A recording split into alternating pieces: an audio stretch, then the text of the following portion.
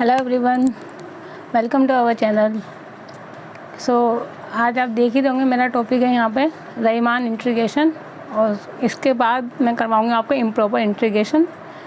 इन दोनों टॉपिक से भी आपके अभी इस बार DSSB में क्वेश्चन पूछे गए हैं, तो इस चैप्टर को और साथ में इम्प्रॉपर इंटीग्रेशन को साथ में ही मैं इस वीडियो में कवर करूँगी।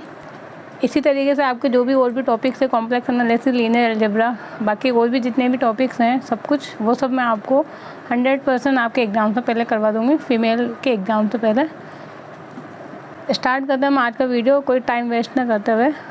अब ये यहाँ पे रीमान इंटीग्रेशन की जब मैं थ्योरम करवाऊँगी तो थ्योरम आपको ऐसे समझ में नहीं आएगी, इसकी कुछ टर्मिनोलॉजी है रीमान इंटीग्रेशन की, तो मैं 5 से 7 मिनट लगेंगे मुझे वो बेसिक्स बताने में। मैं इसके फटाफट आपको बेसिक्स बताती जाती हूँ, ठीक है ना।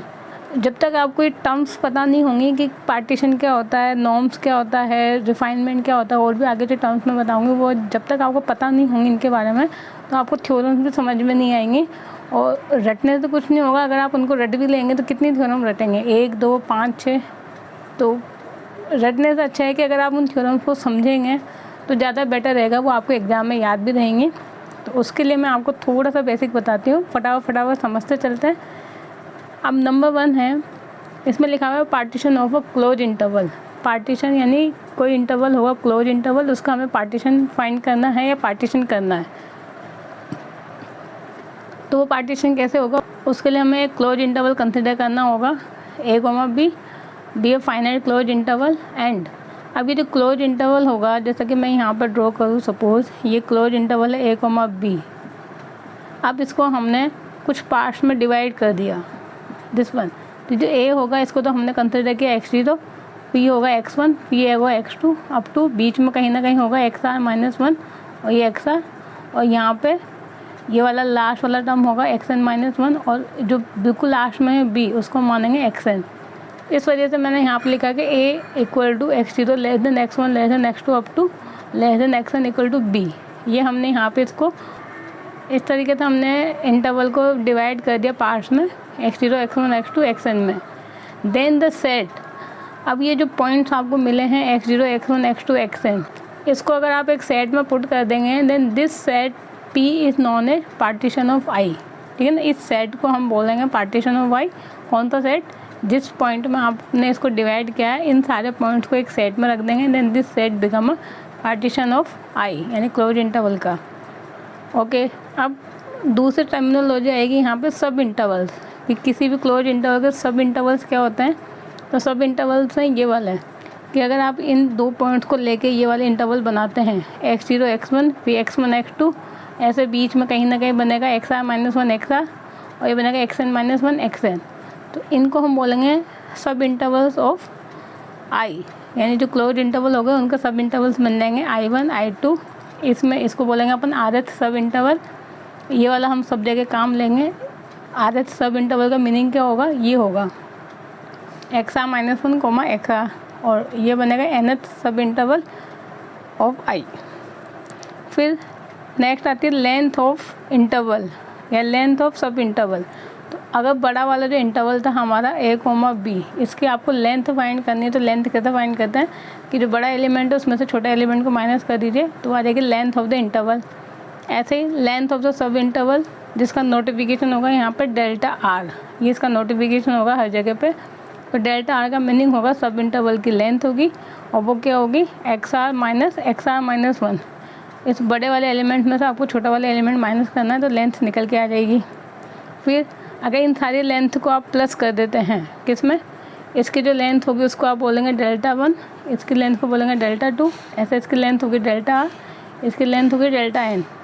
तो अगर इन सारी लेंथ को आप प्लस कर देंगे, प्लस कर देते हैं, तो प्लस करने पे ये मैंने यहाँ पे थोड़ा सा सॉल्व कर रखा है, वो देख लेंगे। तो कुछ टर्म कैंसिल हो जाएंगी, तो यहाँ से तो सारी टर्म्स कैंसिल हो जाएंगी, यहाँ से केवल बचेगा -x0 और बाकी सारी कैंसिल, यहाँ से बचेगा xn, बाकी सब कैंसिल।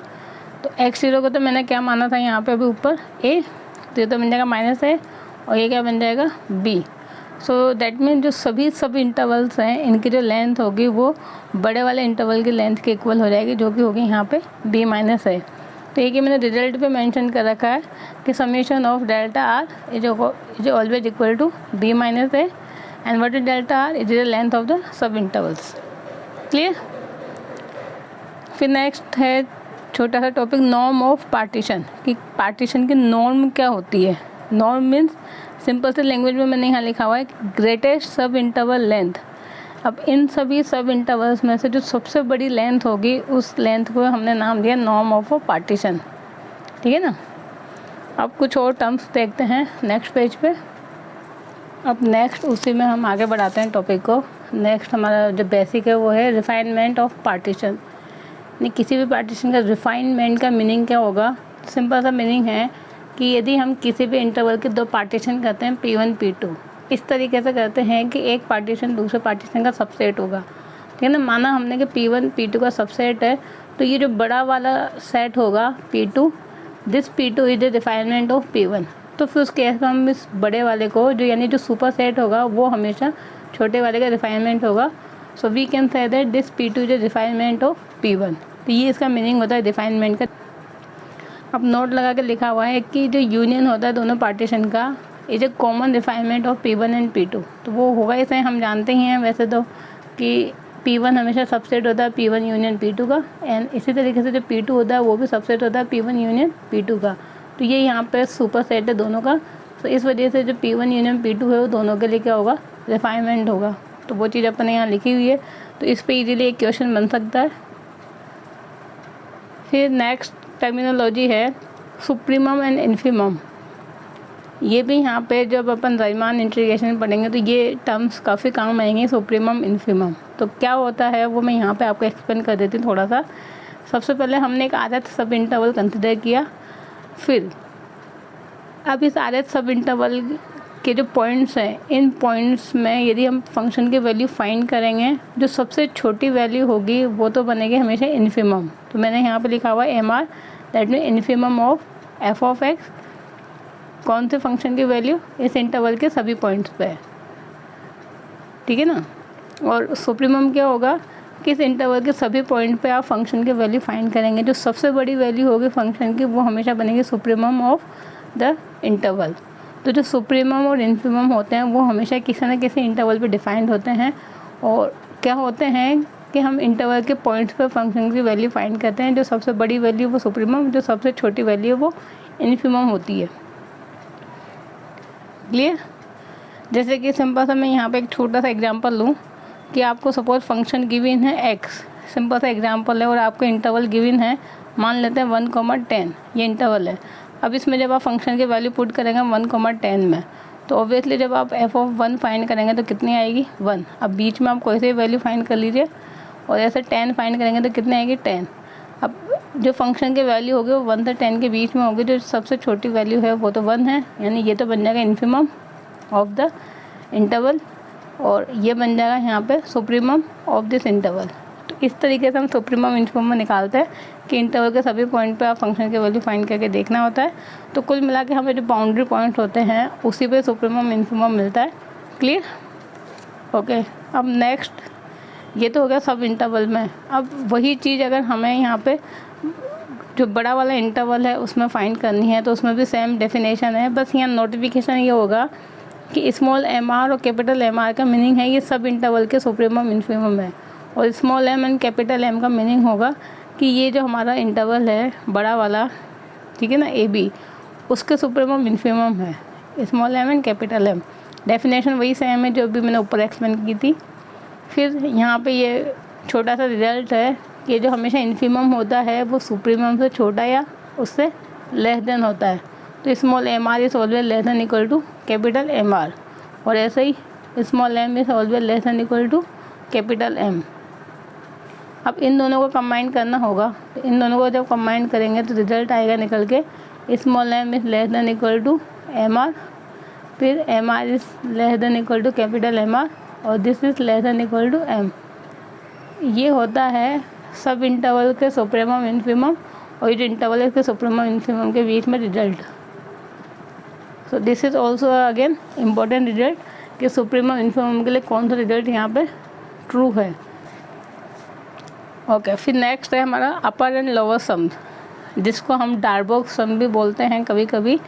तो अपर एंड लोअर सम कुछ नहीं होता, सिंपल सा केस है कि यहाँ पे कुछ इंटरवल्स अभी हमने देखे थे कि हम ऐसा सब इंटरवल्स बनाते हैं इस तरीके से, अप टू ये n सब इंटरवल्स बनते हैं।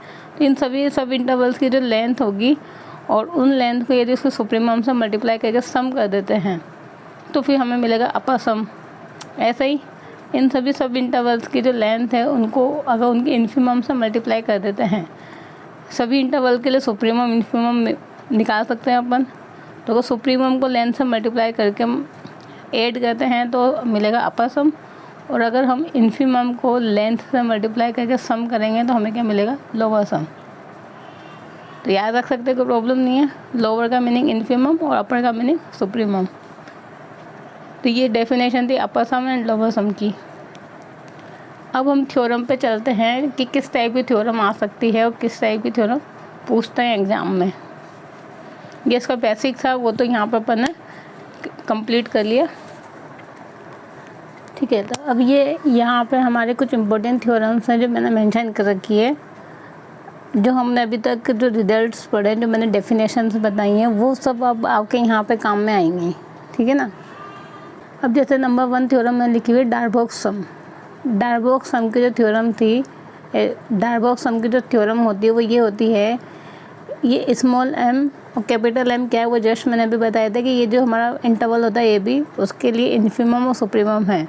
तो अगर हम जो बड़ा वाला इंटरवल है उसके इन्फिमम को लेंथ से मल्टीप्लाई करते हैं, then it is always less than equal to lower sum of f, p, and it is always less than equal to upper sum of f, p, and it is always less than equal to supremum of b minus a। तो इसका meaning ये है कि यहाँ पे ये काम कर रहे हैं अपन, स्मॉल m, ये हम लेंथ निकाल रहे हैं इंटरवल की, फिर लेस देन इक्वल टू, फिर ये अपन ने अभी इसका डेफिनेशन लिखी थी कि RH सब इंटरवल के लिए इन्फिमम, इसको मल्टीप्लाई कर रहे हैं डेल R से, फिर ये हमेशा लेस देन इक्वल टू होगा, ये सुप्रीमम से मल्टीप्लाई कर रहे हैं डेल R से, और ये लेस देन इक्वल टू होगा कैपिटल M और समीशन डेल R। अब इनकी वैल्यू लिख दिया अपन ने, समीशन डेल R तो क्या था, b माइनस है, ये भी b माइनस है, तो इधर बन जाएगा m b माइनस है, ये भी बन जाएगा कैपिटल M b माइनस है, और ये था यहाँ पे लोअर सम और ये था यहाँ पे अपर सम। तो हमेशा जो लोअर सम होगा वो लेस देन इक्वल टू होगा अपर सम के, ठीक है ना। अपर का मतलब बड़ा वाला सम और लोअर का मतलब छोटा वाला सम, तो छोटा सम हमेशा लेस देन होगा अपर सम से। तो ये इन दोनों के बीच में रिलेशन भी है, और अगर इनको कंबाइन करेंगे तो फिर ये थ्योरम निकल के आ जाएगी हमारी थ्योरम ऑफ डार्बोक्स सम।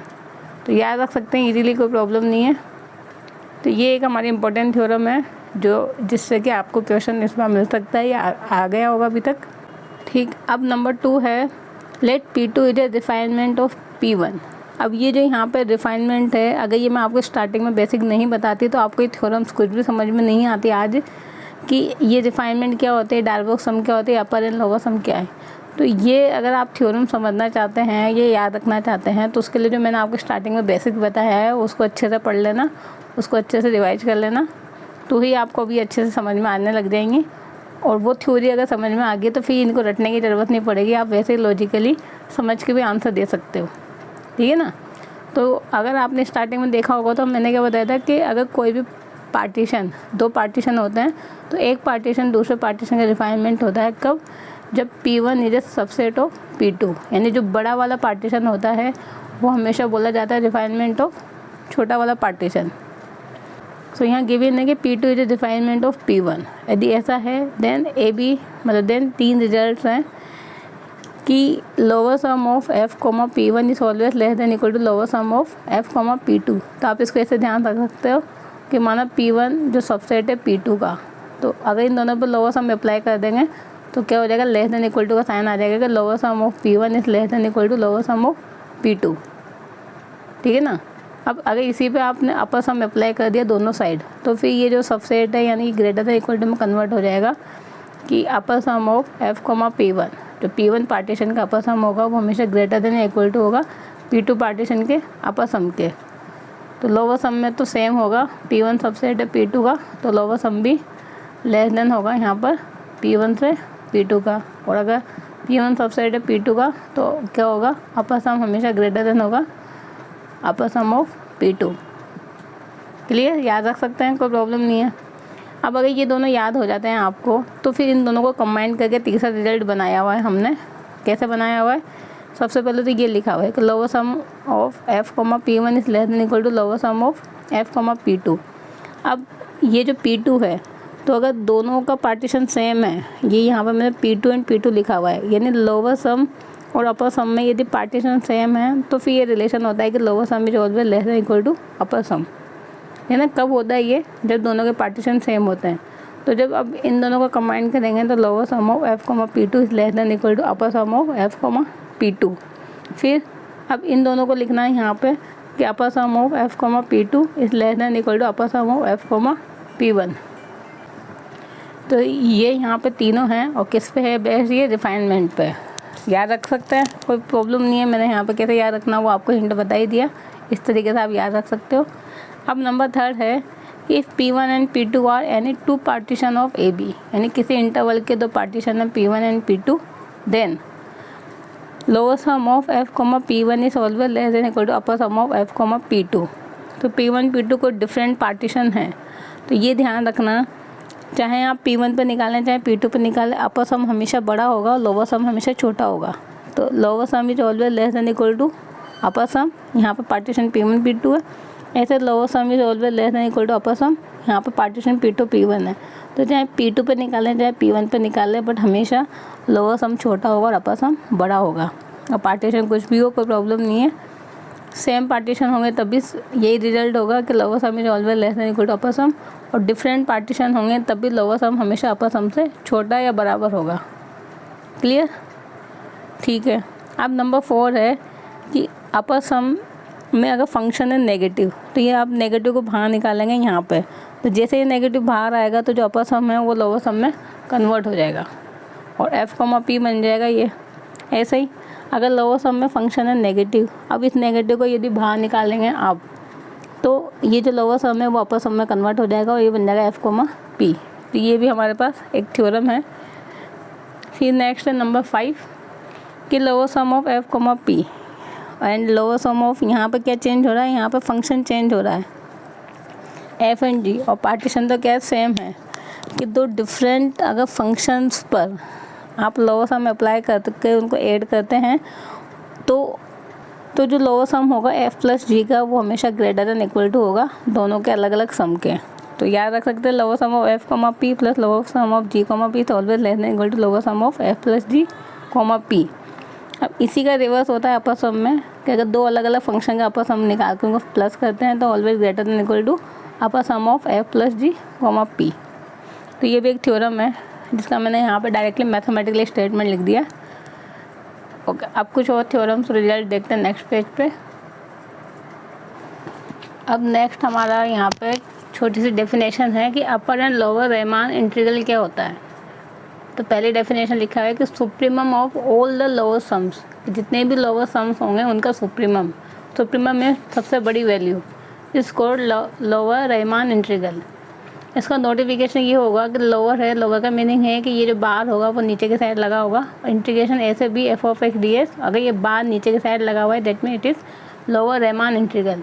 और डेफिनेशन क्या हो जाएगी? Supremum of all the lower sums, कहाँ पर? जितने भी ए कॉमा बी के पार्टीशन बनेंगे उस पी पे आप लोअर सम निकालेंगे और उन सभी लोअर सम्स का जो सबसे बड़ी वैल्यू होगी it is always equal to lower Riemann integral. ठीक है ना? लोअर रीमान इंटीग्रेशन का मीनिंग होगा कि जितने भी लोअर सम्स हैं, सपोज हम यहाँ मान लेते हैं कि जो लोअर सम्स की वैल्यू है आपको 1, 2, 3 एंड 4 मिलती है कितने पार्टीशन पे। इसके आप ए कॉमा बी के जितने भी पार्टीशन बना सकते हैं। सपोज हमने माना यहाँ 4 पार्टीशन में बनाए और चारों पार्टीशन में आपने लोअर सम फाइंड किया। अब इन सभी लोअर सम में से जो सबसे बड़ा लोअर सम होगा यही होगा यहाँ पे लोअर रीमान इंटीग्रेशन। यानी हम F of X D X A से बी का जब लोअर रीमान इंटीग्रल निकालेंगे तो वो वैल्यू आएगी 4 के equal.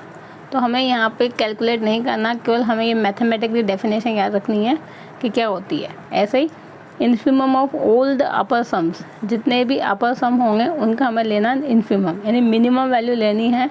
And this minimum value या infimum of upper some is called upper Riemann integral. ये इसकी मैथमेटिकल डेफिनेशन हो जाएगी और ये इसका नोटिफिकेशन है। इंटीग्रेशन ए से बी और अपर रीमान इंटीग्रल है तो ये जो बार होगा वो ऊपर के साइड लगेगा और it is equal to infimum of all the upper sums.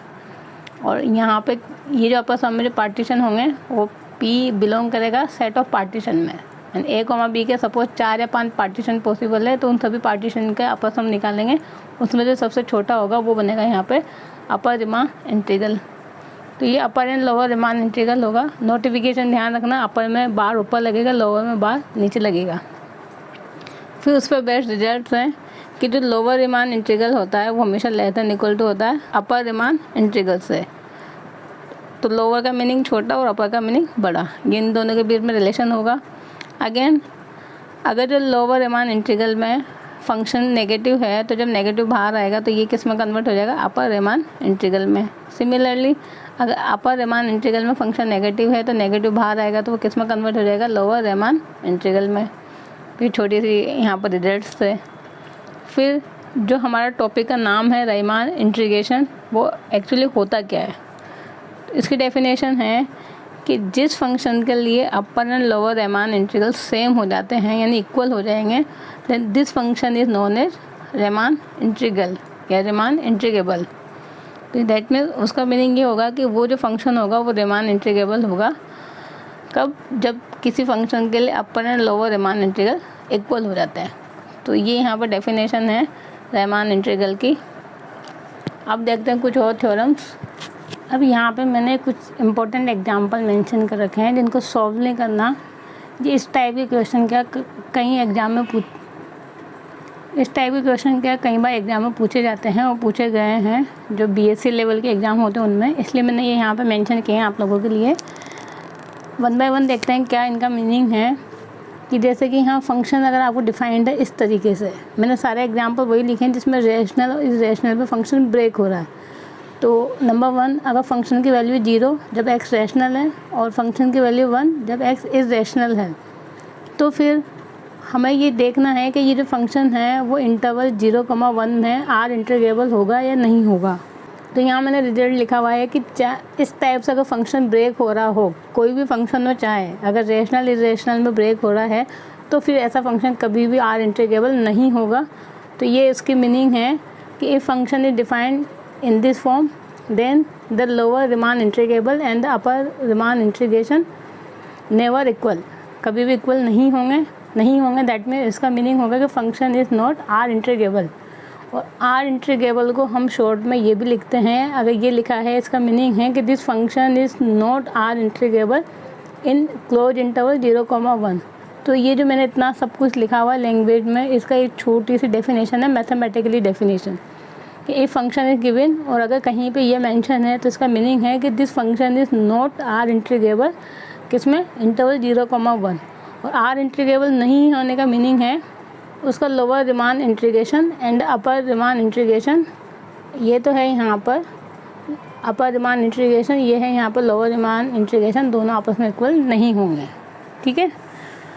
अब नेक्स्ट ऐसे गिवन है यहाँ पे फंक्शन है जो डिफाइंड है √1 - x² और 1 - x और x रैशनल और इरेशनल। अगर रैशनल इरेशनल पर ब्रेक हो रहा है और फंक्शन ये है तो ये भी यहाँ पे R इंटीग्रेबल नहीं होगा क्लोज इंटरवल 0,1 में।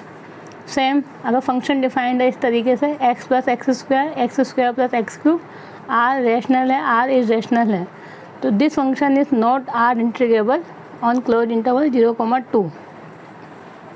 नेक्स्ट एग्जांपल है जिसमें ट्रिग्नोमेट्रिक फंक्शन गिवन है कोस और साइन, अगर R रैशनल है R इरेशनल है। अब ये जो मैं यहाँ पे मेंशन कर रही हूँ ये फंक्शन इंटरचेंज भी हो जाएंगे तो भी कोई फ़र्क नहीं पड़ेगा।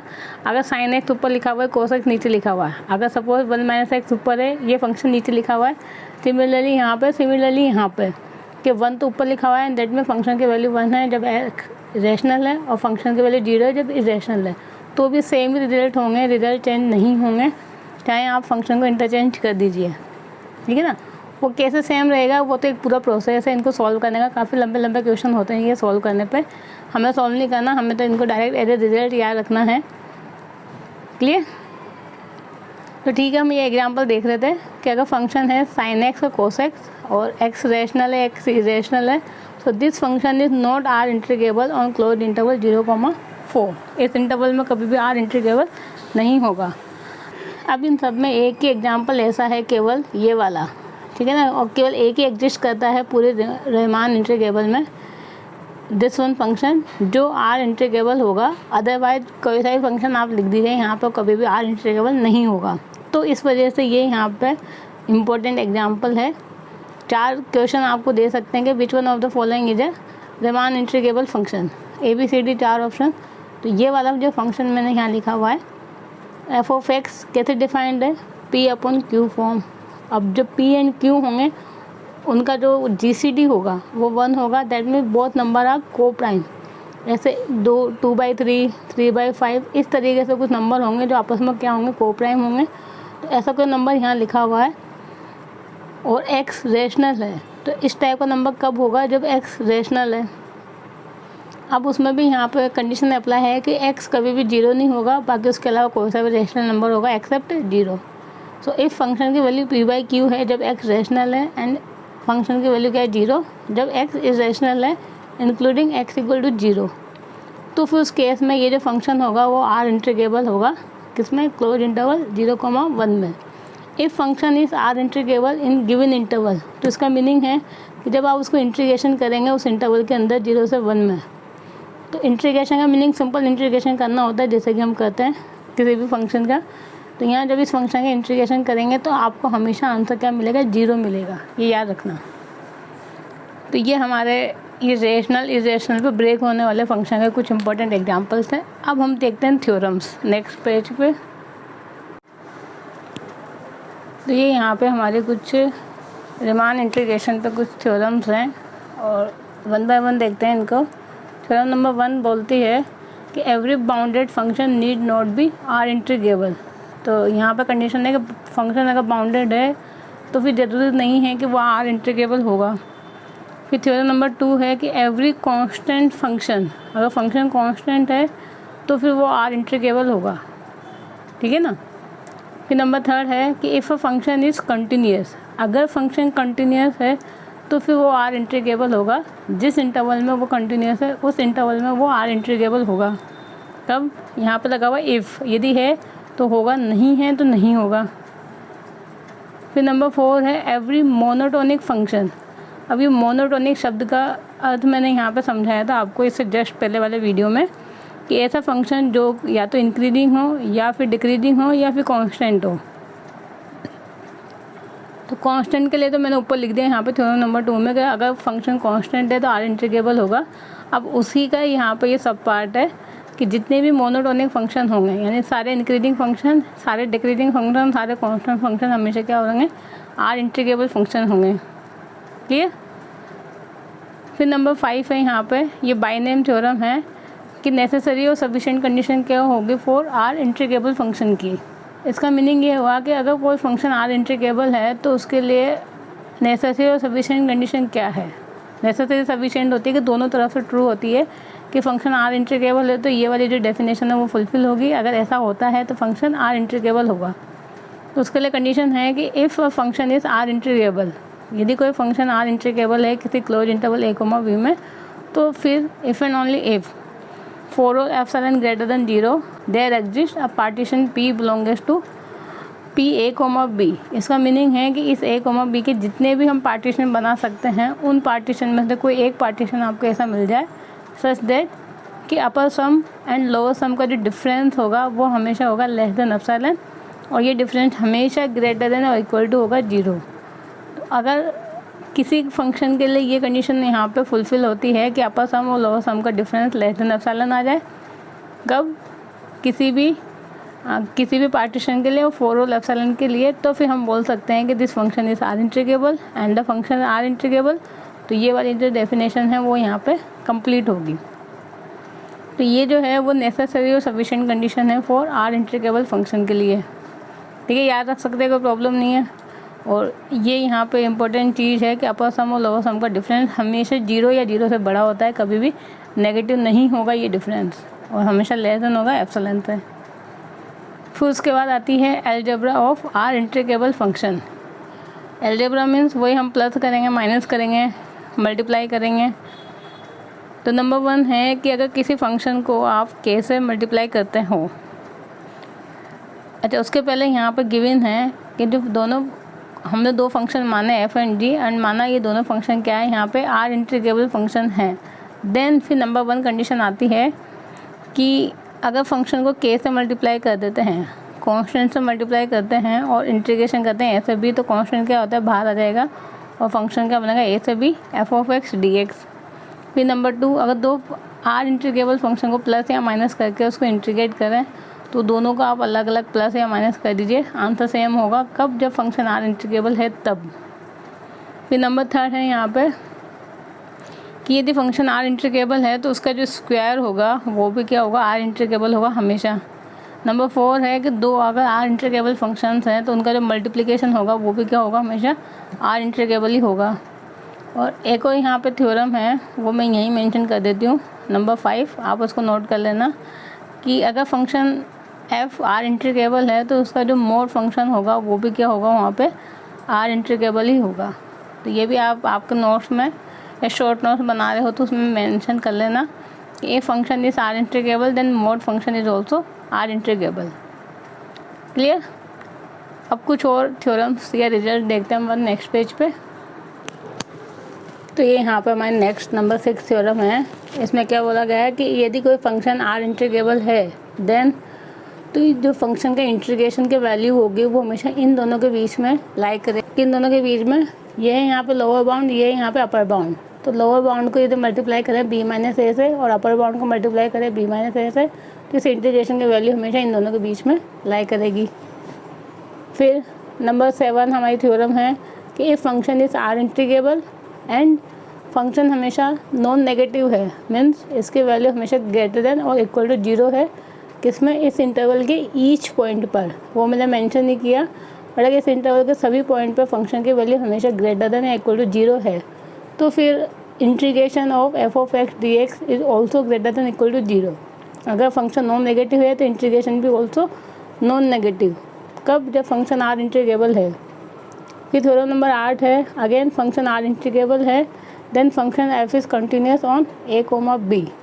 तो हमने अभी इससे पहले थ्योरम देखी थी कि अगर कोई फंक्शन कंटिन्यूस है तो वो r इंटीग्रेबल होगा। अब इस थ्योरम में क्या बोलता है कि यदि फंक्शन r इंटीग्रेबल है तो फंक्शन कंटिन्यूस होगा। तो ये इफ़ एंड ओनली इफ वाली थ्योरम हो गई। Theorem number 8।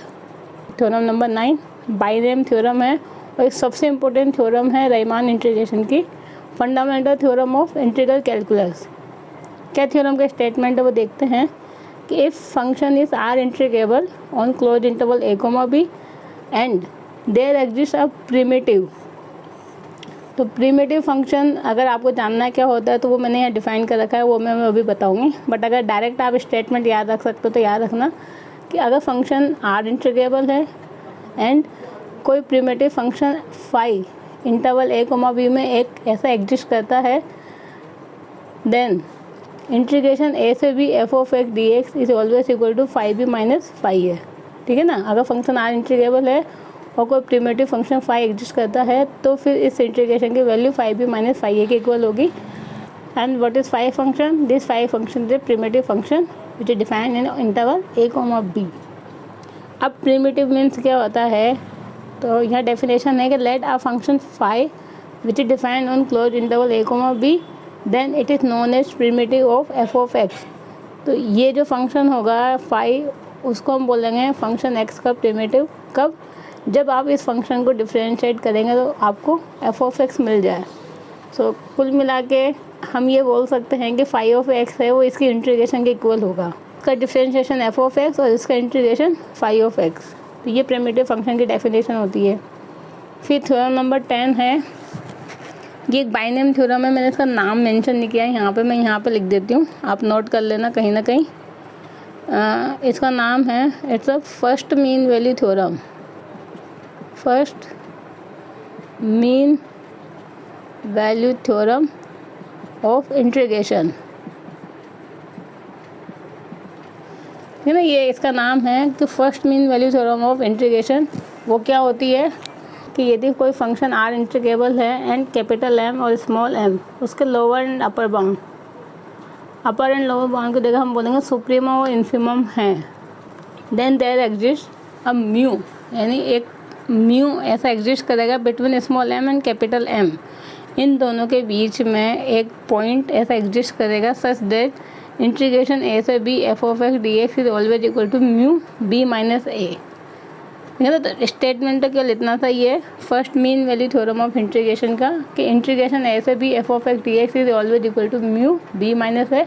अब म्यू क्या है उसके लिए ऊपर बता रखा है कि म्यू एक ऐसा पॉइंट होगा जो कि इसके अपर एंड लोअर बाउंड, या फिर आप बोल सकते हो सुप्रीमम और इन्फीमम, इसे बोलेंगे सुप्रीमम और इसे बोलेंगे इन्फीमम, कैपिटल एम को, जो इनके सुप्रीमम और इन्फीमम के बीच में एक ऐसा पॉइंट आपको ऐसा मिल जाएगा कि ये जो इंटीग्रेशन है वो म्यू इंटू बी माइनस ए के इक्वल होगा।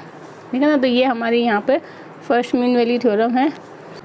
अब कुछ एक आध थ्योरम और है वो देखते हैं रीमान इंटीग्रेशन की, फिर उसके बाद हमारा रीमान इंटीग्रेशन पूरा कंप्लीट हो जाएगा बीएससी लेवल का। तो हम देखते हैं नेक्स्ट पेज पे। ओके, तो कुछ और हमारे यहाँ पे बाइनेम थ्योरम्स हैं। ये हमारे लास्ट थ्योरम है, इसके बाद रीमान इंटीग्रेशन में और कुछ नहीं बचता। ये पूरा रीमान इंटीग्रेशन मैंने आपको कंप्लीट करवा दिया आज इस एक वीडियो में। पूरा बीएससी पूरा एमएससी मैंने इस वीडियो में आपका कवर कर दिया। अब इससे बाहर आपको कोई क्वेश्चन नहीं जाएगा, अगर क्वेश्चन आता है तो इस टॉपिक से रीमान इंटीग्रेशन से। तो इसी तरीके से मैं आपको सारे टॉपिक्स की प्रिपरेशन करवाऊँगी कि जो भी टॉपिक होगा उसका मैं बीएससी और एमएससी लेवल का पूरा एक वीडियो में कवर कर दूँगी। हर टॉपिक में जितने भी टॉपिक्स मैं आपको पढ़ाऊँगी अभी इन 3-4 दिनों में।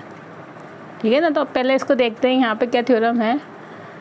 तो ये है यहाँ पे second mean value theorem of integration. इससे पहले हमने देखी थी first mean value theorem of integration. Now it is a second mean value theorem of integration. इसमें क्या गिवन है कि if F is a continuous on A comma B and यदि कोई फंक्शन कंटिन्यूस है किसी close interval A comma B में, तो there exist a number C. तो फिर इस इंटरवल में आपको एक नंबर सी ऐसा मिल जाएगा सच दैट कि ए से B F of X G X, इन दो फंक्शन को अगर आप मल्टीप्लाई करते हैं एफ और जी को ए से बी के बीच में, then it is equal to ये जो फंक्शन है जो कंटिन्यूस था। अब यहाँ मैंने मेंशन नहीं किया कि फंक्शन एफ तो कंटिन्यूस होगा और जो दूसरा फंक्शन है जी वो रीमान इंटीग्रेबल होगा ए कोमा बी में। तो ए फंक्शन तो कंटिन्यूस है, दूसरा फंक्शन रीमान इंटीग्रेबल है। तो उस केस में जो कंटिन्यूस फंक्शन है उसमें तो आप इस पॉइंट सी को लिख के बाहर निकाल दीजिए और फिर यहाँ पे हो जाएगा ये ए से B G of X D X. याद रख सकते हैं, कोई प्रॉब्लम नहीं है कि दो फंक्शन है, एक कंटिन्यूस है एक रीमान इंटीग्रेबल है। तो एक फंक्शन आपको एक पॉइंट सी आपको ऐसा मिल जाएगा क्लोज इंटरवल में सच दैट कि उस पॉइंट को जो कंटिन्यूस है उस फंक्शन में पुट करके तो आप बाहर निकाल दीजिए, तो ये तो कांस्टेंट वैल्यू होगी। और अगर ये रीमान इंटीग्रेबल है तो ए से B G of X D X ये इसके इक्वल होगा। तो this integration is always equal to this integration. ठीक है।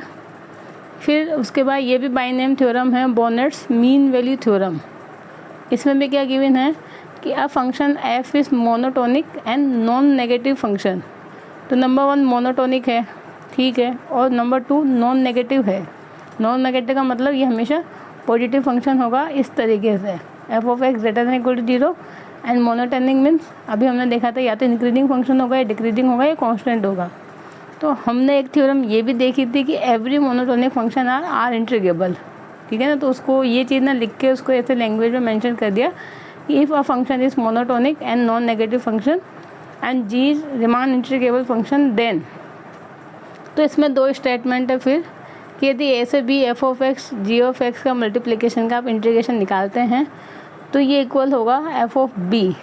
फिर इंटीग्रेशन ये नीटा टू बी, तो यहाँ पे जो ए लिमिट थी उसको तो हमने कर दिया रिप्लेस और यहाँ पे लगा दिया नीटा से B G of X D X. G अंदर क्यों लिखा है क्योंकि जी तो आर इंटीग्रेबल है, ये अंदर जाएगा और बाहर आएगा F function. But F function में आप ये जो लिमिट यहाँ पे मेंशन होगी वो लिमिट आप पुट करके एफ ऑफ बी को बाहर निकाल देंगे। फिर ऐसे नंबर 2 स्टेटमेंट देगा कि इंटीग्रेशन ए से B F of X G of X आप फाइंड करते हैं तो एफ ऑफ ए बाहर आएगा, यानी जो लोअर लिमिट है ये वाली, ये पुट करने पे ये तो फंक्शन बाहर आ जाएगा और लिमिट बन जाएगी ए से जाए, ये है नीटा, ये है जाए जी ऑफ एक्स डी एक्स। तो यहाँ पे ए लिखा हुआ है तो एफ ऑफ ए आएगा, यहाँ पर बी लिखा है तो एफ ऑफ बी आएगा और 2 अलग अलग फंक्शन आ गए जाए और नीटा।